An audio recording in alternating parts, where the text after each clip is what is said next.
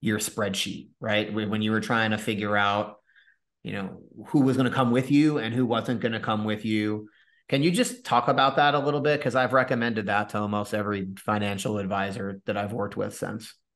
Yeah, I think this was the best thing that we did. So essentially, we broke every family into three categories: A, B, and C. Hey everyone, Corey Walen, Managing Director, Bridgemark Strategies. Thank you so much for taking the time to listen to this podcast today. Wanted to have my friend Nic Nielsen on the line today. He just celebrated his fifth year on the independent side. And while going through the due diligence process with him, I've never seen a financial advisor take a plan and truly implement it as good as he did in terms of how he was going to grow on the independent side at his fifth year mark. So incredibly impressed. And Nic, I really appreciate you being on the podcast today.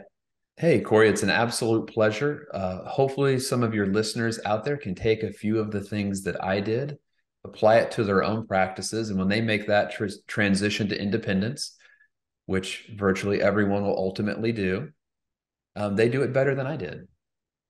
That's great. I really appreciate it. Nic, if you don't mind, just tell the audience a little about yourself. Sure. 5'11", 215 svelte pounds. Originally grew up in Southern Indiana. I'm a Hoosier at heart. I love small town country vibes. So clearly that led me to Charlotte, North Carolina. Um, it's not real rational, but I'm a country kid at heart. Moved out to Lancaster, South Carolina a couple years ago. My wife and I have been fortunate enough. We adopted three awesome kiddos from South Korea, so that's a very important part of our life. But love financial planning. Once I got out of college, I knew that I wanted to be a financial planner. It took a really long and unusual path to get to where I am today. But with my business partner, Jeff Walters, we founded Know My Plan a little over 5 years ago now. Awesome. So number one, I didn't know that you can use quarter inches. So now I'm 5'7" and 3/4. So Exactly. Exactly. so All don't short yourself. if you don't mind, just kind of tell the audience kind of what your journey has been, just from like one firm to another. Yeah. So, I mean, I started out as a bank teller at Fifth Third Bank right out of college. It was literally the only job I could get in financial services. All of the other, main places that hire everybody with a pulse told me no. I didn't understand why they needed me to call 200 of my friends and family. I thought they had the big buildings and trillions of dollars. I thought they would have people for me to call, but that's not exactly the way the world works. So I started as a bank teller and got into bank management, became a licensed banker. I was a licensed banker for 8 years. Really, that was the greatest blessing that ever happened to me in my career. I had a bank branch manager named Janice who absolutely poured into me. She reviewed every client conversation that I had. She wasn't really in a client facing role, but she poured into me and wanted to make sure that I was having great holistic conversations that would ultimately get me to a position where I could be a financial advisor. And so after 8 years as a licensed banker, became a financial advisor at PNC Bank when PNC acquired the Royal Bank of Canada. That's what brought me to the Carolinas. I was there for about 18 months, had an amazing opportunity with SunTrust. I joined SunTrust in 2014, was there for 3.5 years, and just reached a point where independence was really the only viable option for the future. Right. So I mentioned this before, Nic, but we just celebrated your fifth anniversary a couple months ago, together. Just looking back over the last 5 years, it's my job to help financial advisors kind of understand some of the benefits when you're making a move from an employee firm to an independent firm. But I'm just curious from your experience, what have been some of the favorite things making the move from one channel to another? Yeah, by far the best part of it is being able to create your own content. Like that was one of the things, that was the big why. There were some other reasons, but the big reason was we wanted to be able to control how we marketed. Being inside of a bank channel, you are there to help the bank branches meet their goals and ultimately help people in that process. And some of those people weren't ideal fits for how we wanted to grow a business. And going independent allowed us to market to the people that we wanted to market to, but also it ensured that we could take control of those relationships long term. And I say that to mean that we would never be in a situation where a client would become so big that we would have to hand them off to a wealth management or a trust department. A client would never be so small that we would have to transition them to an 800 number. So whether someone had $10,000 or $10 million, they would be our client.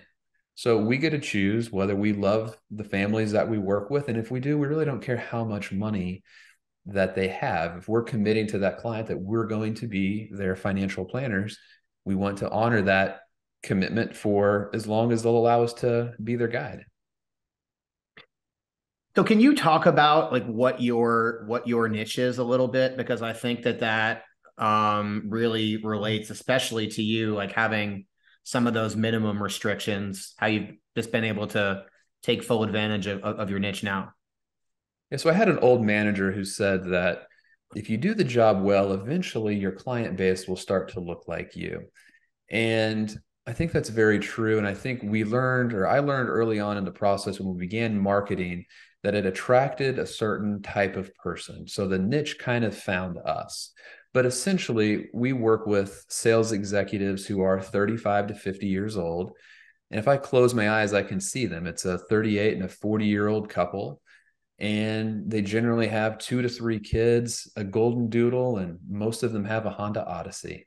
Minivans are very popular in our client base. So it's generally households who have annual income above 250,000, and we love that 35 to 50-year-old client because we're going through a lot of the same life events together. We're kind of doing life together. That's great. And I can just see how, there's people that are they're getting hockey stick trajectory inside of their income and their career, and maybe they just don't have the money yet, and that could have been restricting. Yeah, in the bank, we would refer those people as Henrys, right? High earners, not rich yet. And I remember, there were times where, I would have to go to my manager and say, hey, I really want to work with this family. And they would say, well, they only have, $60,000 in an investment account. So, yeah, but their household income is $600,000. And this is the client that I want to work with for the next 30 years. And they're great people. And we have similar values and our families look alike. And these are people that I want to grow with. And sorry, it's going to go to the 800 number. Yeah. So we wanted to control the people that we work with, and we want to invest in those people together over the next 30 years and build real, lasting, meaningful relationships. So I speak with financial advisors all the time, Nick, and when they're considering making a move from an employee channel, has big brand, they're just concerned, how am I going to recreate myself and continue to grow on the independent side? And I talked about it in the intro of the podcast, but I just think you've done such a good job of letting your value proposition just shine through to, your community from a marketing standpoint. Can you just kind of talk about that and like in the impact it's had on your business? Yeah, so I would say the first thing is you're going to have a little bit of thick skin because some people are clients of the big brand. And that's okay. Some of the people who we thought were our A clients who would follow us anywhere told us no. And they're like, hey, Nick, hey, Jeff, I'm sorry, but at the end of the day, I'm going to stay at this bank forever, regardless of who the financial advisor is. So step one, you got to have some thick skin. Step two, there is an endless opportunity of people who exist, who want advice and guidance, who may or may not know that they want advice and guidance, but they exist. And there's more money flowing through to people than we've ever seen in the United States before. If you're willing to speak to a individual niche or a group of people, the opportunity is infinite. You can never serve all of the people who could truly benefit from your guidance during your lifetime. So I think it's just having an abundance mindset versus a scarcity mindset. And if you're doing what you're supposed to be doing as a financial planner, wherever you're doing it, the majority of the people will make that transition with you. That's great. And I mean, I've seen it. Us both being in the Charlotte area, I've just seen what an impact your marketing has done, not only with your current clients, but with prospective clients, but also just some of the centers of influence out there as well that wouldn't have really known how Nic Nielsen is different or how he works with his clients. And I could just imagine your referrals have gone through the roof. Yeah, certainly with COIs, that has helped, but inside of a employee model, it's really hard to get your message out there at scale of how you work with people. You're going to be doing a lot of CPA luncheons to explain your process and how you work with people, as opposed to making posts on LinkedIn or other social media platforms explaining your process. And now all of a sudden, thousands of people are seeing your process on a daily basis, and you keep showing up.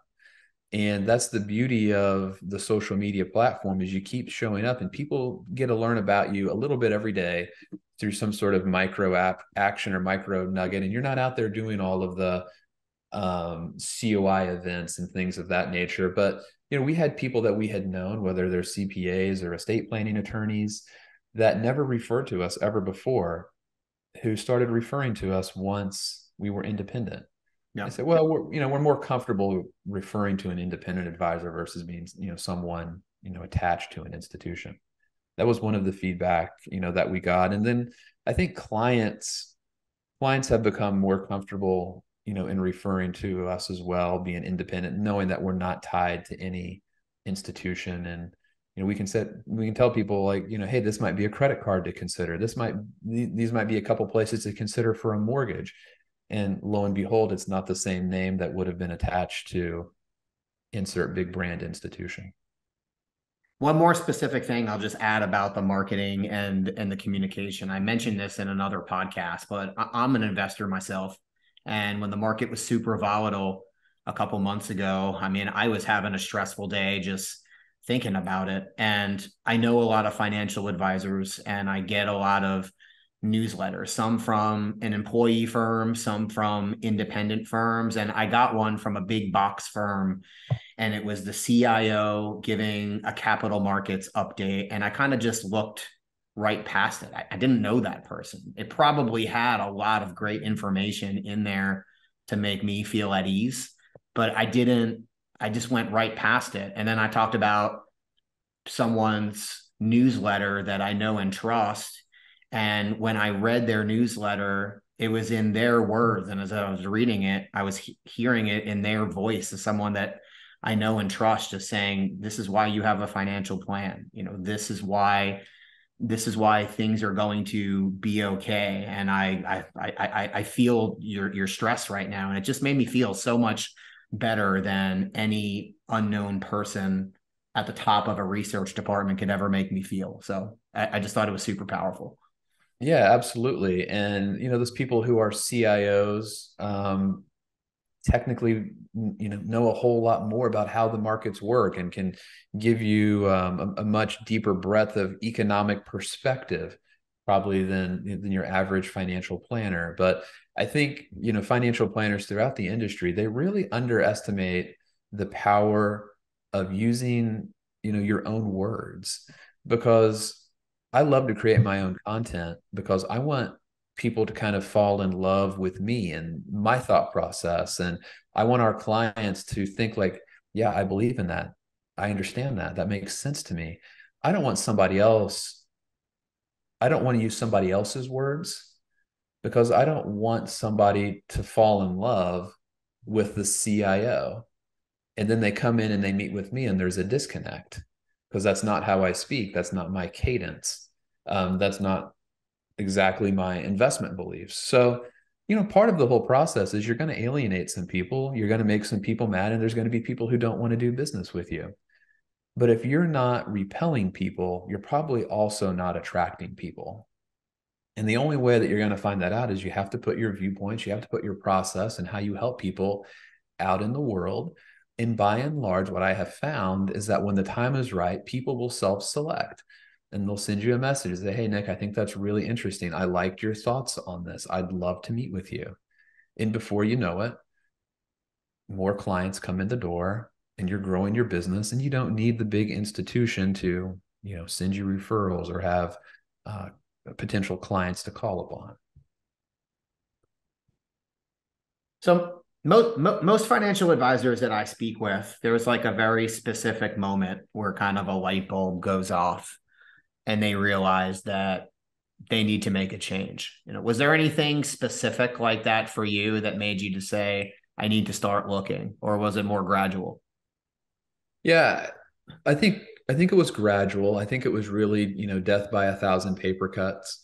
There was a substantial amount of leadership change within a couple of years. It's kind of like who was at the top of the bank, and all of them had kind of a different regime change that came in. So it was always kind of like a constant flux.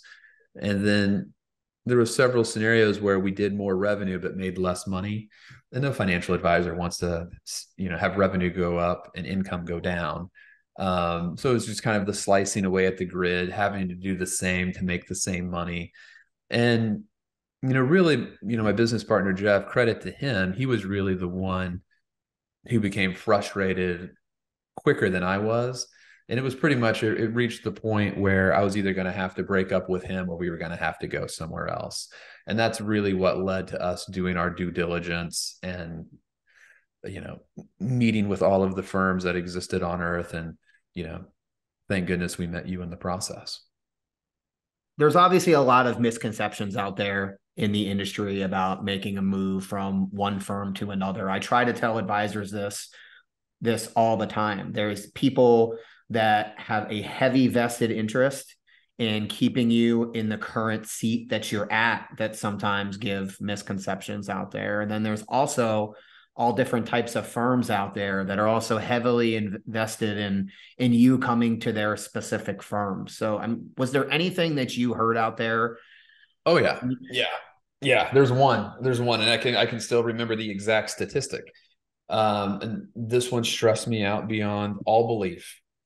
And you know, there's really good recruiters out there. One was a young lady who I'd developed a good relationship with, and she'd probably called on me for 2 years. And she always quoted the statistic is that, bank advisors should never go bank to independent. They should go bank to bank or bank to wire. Because when bank advisors leave to go independent, the stat that they always quoted was 29%. That's the percentage of the assets that will actually transfer over. And, when Jeff and I were doing our calculus, we're like, can we make this work? If 29% of our clients come with us, like, what does that look like? Yeah. If 29% comes with us, I mean, that's pretty drastic. So we did the math. We thought we could make it work. We were confident that, we would at least hit that number. And, but yeah, it scared us to death. They referred us, kind of within hierarchies of their organization, and spoke to the president and CEO of that group and said, like, yeah, no one does better than 29%. That's your max. That's as good as it gets. A better option would be to transition to this other bank. And, we met with some local independent advisors and, talked about their net payouts and stuff like that. Like, all right, we can make 29% work. Lo and behold, we took, roughly around 70% of assets with us. And I will tell you that of all of the people that we know who have made that transition from bank to independent after us, is that all of them did better than that. Nobody that I've ever seen go bank to independent took less than 70% of their clients with them. Maybe I just run in really good circles, but I would imagine that the average advisor in a bank program that leaves to go independent is going to be able to take, around 70% of their assets and clients with them. What did you tell your clients when you transitioned? Like, I think a lot of financial advisors, when I'm helping them through the process, like they just can't picture how that conversation went. Like, what did you tell them? Yeah, and obviously we would have done some things different, today versus how we did it then. We probably made it a little bit too complicated for our clients. to understand. And maybe that was just with our own lack of understanding of going from bank to independence. But, the main thing was just hitting on the fact is that we wanted to own the relationship with them in perpetuity. We never wanted to be in that situation that we felt was very likely in the bank that we would have to hand you off at some point to the wealth management department, or the opposite, send you to an 800 number. Like, we couldn't predict if that would happen or when it would happen, but we felt that if we did our job and we followed the plan, the vast majority of our best clients were eventually going to get handed over to the wealth management department. And that was our real fear that we faced. And we didn't want to play within a certain box of having to be told, like, these are the people that you can work with, these are the people that you have to refer up or refer down. And I think clients were pretty, receptive to that. We made it too complicated, but in a nutshell, that's what we said. I hear that a lot as feedback. Financial advisors just think and rehearse about, this big elaborate reason why they're making a move to another firm. And I just helped another financial advisor a couple of weeks ago. He's been serving his clients for 20 years, and just through his elaborate explanation of moving from a wirehouse to independence, most of his clients just stopped him and just said, your family, you've been with us for 20 years. I know that what you're doing is in our best interest, and we're going to go where you go, which I just Yeah. thought was so cool to hear. It's kind of like if you're a LeBron James fan, you don't care that he was a Cav or he's on the Heat or he's on the Lakers, right? You're just like a LeBron James fan, like whatever team he's on, that's your guy. And maybe that's a really bad analogy with LeBron James in the I saw a NBA. lot of jersey burning when that happened. There was some jersey burning for sure, but I would say most of the people, if you do a great job, people are in it for the name on the back of the jersey and not the name on the front of the jersey. Yeah. And there's a lot of horror stories out there with bad financial planners and the things that have happened over the last 20 years or so. If someone has a great financial planner that they love and they've been working with years, they will follow that person more often than not. What were your clients' reaction when you made a move from a big brand to, a firm that just doesn't spend a lot of money on a brand, that just kind of lets your brand shine through? What were the reactions? Yeah, so I think most people were really excited. There was a segment, it's kind of like three buckets. There's probably 60% were super excited. That's great. What do we need to do? This is incredible. We're so happy for you. The second group is like, who's that? I've never heard of them. And like, that was like a little bit of education and like, oh, they're the custodian or they're the broker dealer. This is what their role is in the process. But at the end of the day, you're still working with Nick and Jeff. And there was the third group who was like, yeah, that's cool. I hate that you're leaving. We're going to stay at the bank because we're always going to stay at the bank. And those really the three. Those are the three reactions. Group A, easy transition. That was great. B was an educational opportunity to get them comfortable. Most of those people eventually came. Some of them did not. So I remember when you were thinking through your due diligence process, you were telling me about your spreadsheet, right? When you were trying to figure out, who was going to come with you and who wasn't going to come with you. Can you just talk about that a little bit? Because I've recommended that to almost every financial advisor that I've worked with since. Yeah, I think this was the best thing that we did. So essentially, we broke every family into three categories, A, B, and C. And A was, this person is 100% coming with us. There's no way that they're not going to come with us. We have an amazing relationship with them. There was that rapport there. Like, these people are family. And then we assigned an 80% probability that it would happen because we knew that some of those people weren't going to come with us. Yeah. We didn't know who, but we knew that there would be some. And so we took an 80% probability. We put their, assets under management in one column, and then the next column we would put, their average annualized revenue. Group B was, we have a pretty good relationship with these people. It's certainly not at the level of A, but we meet with them regularly. They take our advice. Um, we assigned a 40% probability to group B. And then C is, these people don't meet with us regularly. Their communication is pretty poor. When we give them advice, it's kind of 50-50 on whether they actually apply it or not.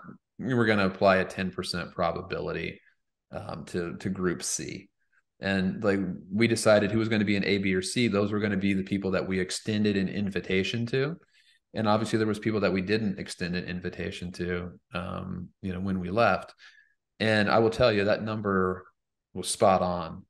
Wow. And for other advisors that I've encouraged to go through that process, their number has been very close to when they've ultimately made that transition.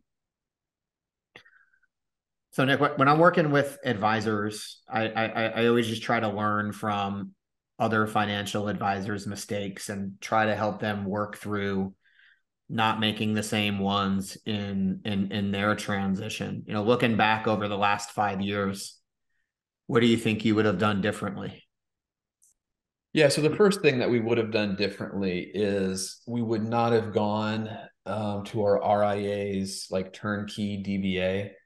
That was a mistake. That added a layer of complexity to the process that was confusing for our clients. And then being on a website with other advisors, and our clients just didn't get it. And it was confusing. It was very hard to explain, like, yes, we're independent business owners. We have our own little fiefdom, there's 50 other guys that have done the same thing and they have their own little fiefdom and it has the exact same name. And we're related, yet we have no idea what each other's doing. So that was confusing. I wouldn't have done that.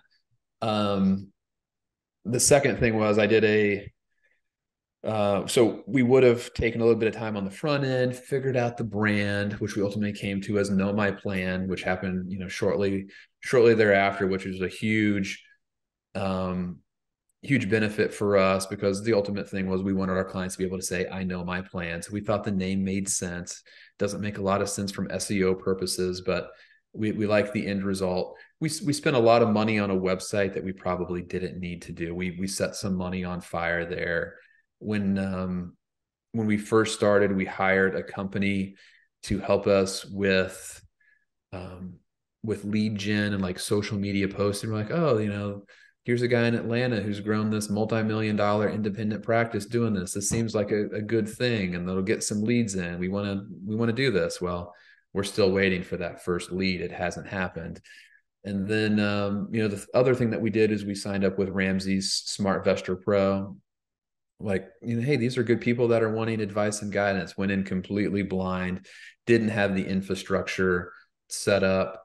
And we only did that for a few months before we were able to turn it off. But, once again, we never even had a conversation with anyone from that program. So we definitely set some money on fire. And I think, just allocate yourself, $20,000, $25,000 that you're going to set on fire. I mean, that's part of the learning curve is you have to learn and you got to make some mistakes to figure out what works. The thing that worked incredibly well for us that came from that is, and part of this was COVID and the pandemic, but was the transition of people's willingness to meet virtually and to do Zoom appointments, because now people were seeing our content from all over the United States. People were comfortably working virtually. And now we started getting clients from Boston and Oklahoma and Oregon and Florida and Texas. So that was really a huge change, which has really helped our business to flourish. But those were the key things. Those were the key mistakes that we made, which ultimately helped us figure out what does work. Nick, for financial advisors that are considering potentially moving to another firm, what questions would you recommend that they ask themselves to determine if a good move is a good fit or not?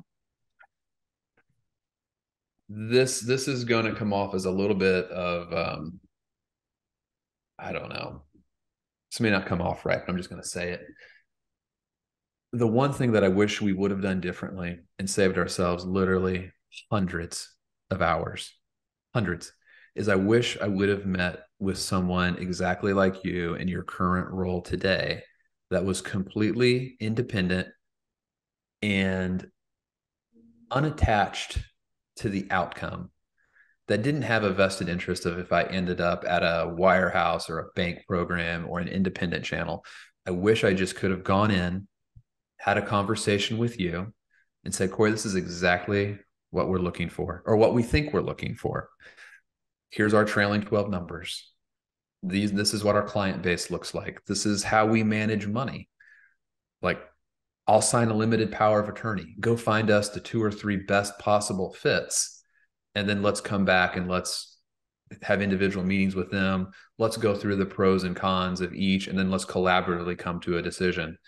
The stress and anxiety that was caused by meeting with 15 different firms and looking at 15 different offers over 45 to 60 different lunches was completely unnecessary.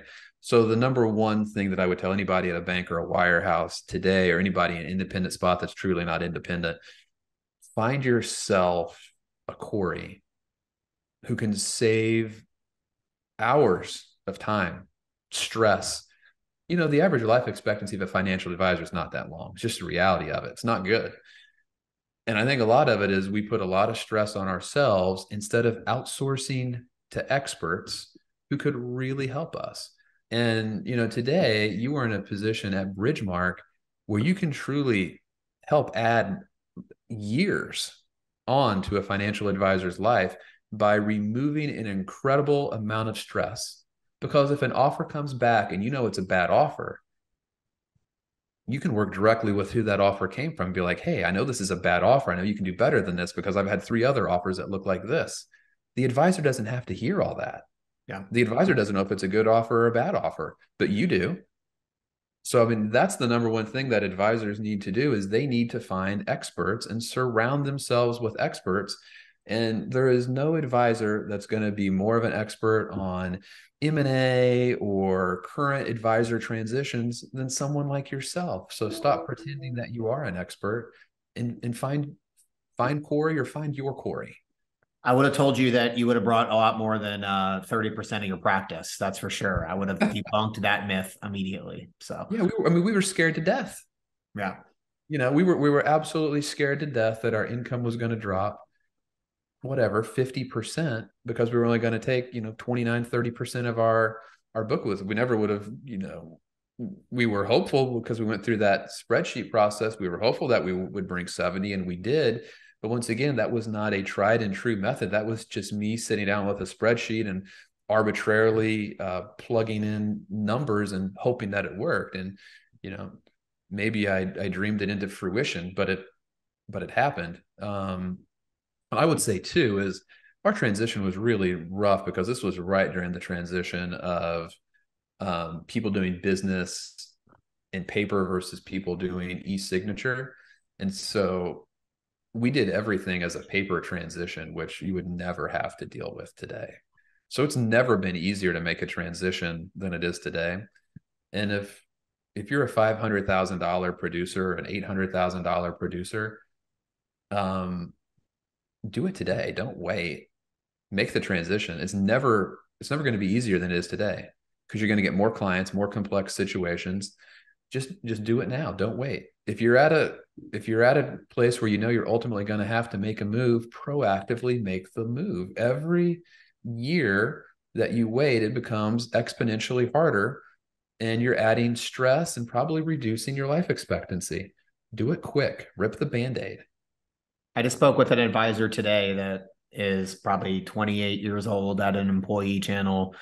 And he just realized exactly what you just said. He said, listen, I know I'm only, 7 years into the industry, but I know I'm going to be looking back in 20 years when I have a $2 million practice, and it's going to be that much more stressful, and I'm just going to regret it. And I just thought that was such a mature thing to say. And I'm glad he came up to that conclusion. But Nic, I appreciate it. You and Jeff have done such awesome things in the last 5 years, and I can't wait to have a 10th year anniversary call to see what's next. But I appreciate it so much, and thanks for the time. Anytime. Thanks, Corey.